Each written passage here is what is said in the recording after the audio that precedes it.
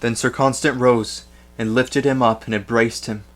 But Sir Ardent, once awakened, was a man mad. He saw his friend's arm, strong and clean and knightly, and he looked upon his own rusted mail with terror and dismay. He seized the sword, and drew it, and flung it from him, and he wept over the shield so sadly dishonoured. He looked out beyond the wall, and saw a barren plain without a shadow of a dream, and he looked about him at the garden and the house and the flowers of idle fancy, and he groaned, and said, "I am undone!" "Nay," cried Sir Constant, "it is not yet too late, or I could not be here. Take up thy arms, and we will leave this deadly city together." But Sir Ardent turned to the old man. "Guide and counsellor scorned," he said, "what hast thou to save me? Am I not lost forever?" "Thou hast done ill," said the old man sternly. "Is there not a grievous story in thy rusted arms and wasted days? But the king is merciful, and it is not too late until he has spoken the word. I am his messenger, and the messenger of mercy. But thy course is clear, to don thy arms and leave the city, and once more attempt the splendid way. Then shalt thou be in the path of the king's good pleasure." Then Sir Ardent wept, for his content was gone, and his self-esteem a broken thing. But in his weeping he went to his armour, and took up the pieces, and began to put them on with unready fingers, and with stumbling haste. Sir Constant aided him, and the old man helped him also, so that presently the pieces were in place. But it was a sore thing to see how hard it was for him to bear them, and how cumbersome they seemed. Such was the deadly work upon him of those long months in the city of good intent.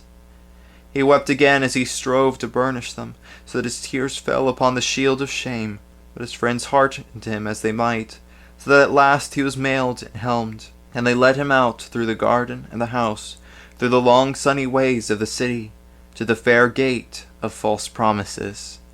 Now the city was as before, fair and green and peaceful, but had no longer any power of enchantment. Nevermore would its spell have sway over the knight who had been awakened. And Sir Constant was so moved by his friend's despair that he only desired to leave the place forever. So with haste they passed through the sunny ways, speaking to no man as they passed.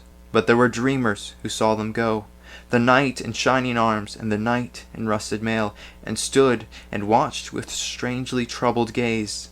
And thereafter, it is said, others were awakened, and presently armed themselves, and also pursued their journey.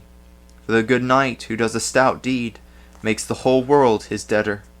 So they came to the gate, and passed out to the stony paths, and the fresh breezes of the splendid way.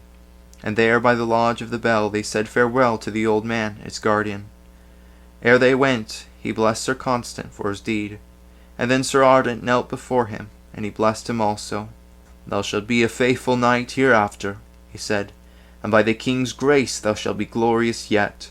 For the way is a long way, and thou art needed for many battles, nor is it day's end until the sunset hour." So he speeded them both, and stood and watched them as they passed from the city into the way that marched beyond. And presently, when he was lost to sight, they surely heard him, for the great bell pealed and sang, clanging its message to the city of dreams. Once more from a little hill they saw that city again, lying still and white in the evening sunshine, as fair a place as any man may see, but in the king's council it is written down, a city dangerous, for duty waits without and calls in vain. Then Ardent, heavy-hearted, turned away, sore for the rusted armour and the wasted days. But as he turned, Sir Constant saw his shield, and lo, the lost emblem of the king was shining once more through its veil of dishonour. For the heart's tears of sorrow had fallen upon the shield, and where they had fallen, they had burned away the shame and stain. The Adventures of the Woods of Beasts. Its foolish smile. Take up thy arms, and we will leave this deadly city together.